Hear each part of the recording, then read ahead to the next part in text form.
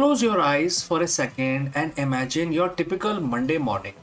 You're looking at a dashboard.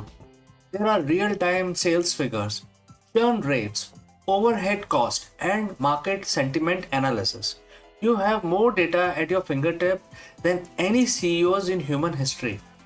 But let me ask you, does that data tells you how to handle a disgruntled co-founder? Does it tell you whether to pivot your entire company culture during a global crisis? Does it give you the courage to make a decision that looks bad on a spreadsheet today but saves the company 10 years from now? Most leaders are drowning in the small well of data while a vast lake of wisdom sits right next to them, untouched.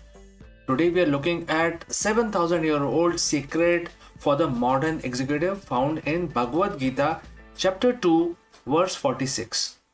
And the quote starts, in the second chapter of Gita, Krishna says something revolutionary to the warrior-led Arjun, and he says, just as the big lake can minimize the importance of the small well, so does the knower of absolute truth proficient in scripture serves better than the Vedas.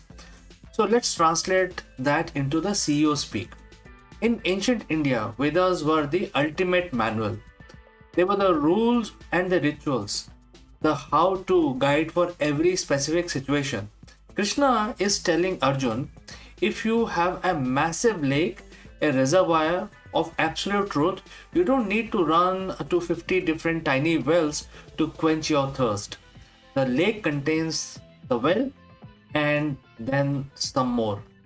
For a CEO, the small wells are your KPIs, your industry reports, and your SOPs.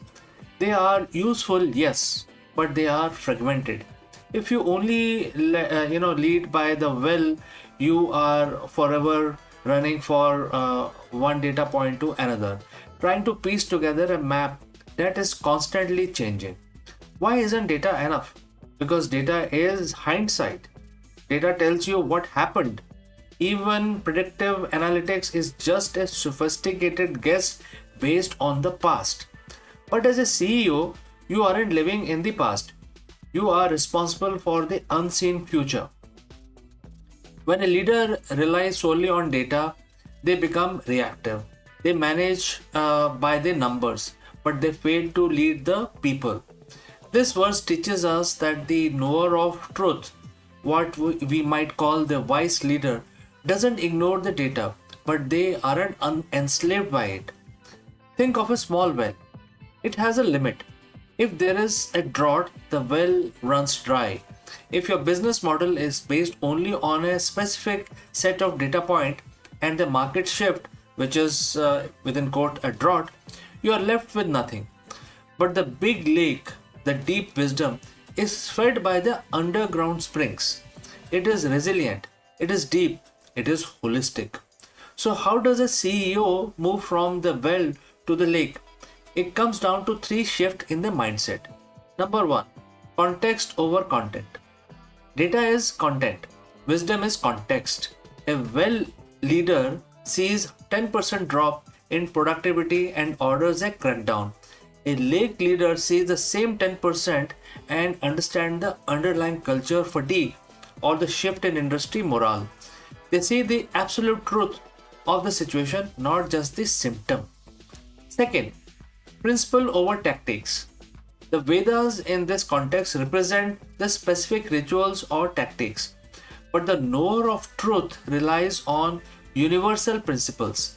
When you lead by core values, integrity, detachment from results, and service, you don't need a manual for every crisis. Your lake of principles automatically answers the question. Third, the mindset, which Bhagwan Krishna says overflowing water. The verse uses the word for the overflowing water in Sanskrit, meaning a place where water is overflowing from all sides. When you have a deep wisdom, your decisions aren't forced. They flow. You aren't digging for an answer. The answer is already present in your understanding of the market, your people, and yourself. This isn't just a philosophy. It's a competitive advantage. The best CEOs in the world, the ones who stays at the top for decades, share this quality. They have a stillness while everyone else is panicking because their well is running dry. The wise leader is looking at the horizon from the shore of their lake. So, how do you cultivate this? Step 1: spend 10% less time on dashboards and 10% more time on first principle of thinking. Step 2: study the scriptures of your industry, but seek the absolute truth of the human nature. Practice detachment. Verse 2.46 follows the famous lesson on Karma Yoga, doing your duty without obsessed about the fruits. When you aren't desperate for water in the well, you finally have the clarity to see the ocean. Data will give you a career, wisdom will give you a legacy. Don't spend time, your life digging tiny wells. Start building your reservoirs. If you found this breakdown of the Gita's leadership lessons helpful, hit the subscribe button and join our community of the purpose driven leaders. Question for the comments: what is the small well, a matrix or a rule that you have been relying on too much lately? Let's discuss and send your comments in the comment section below.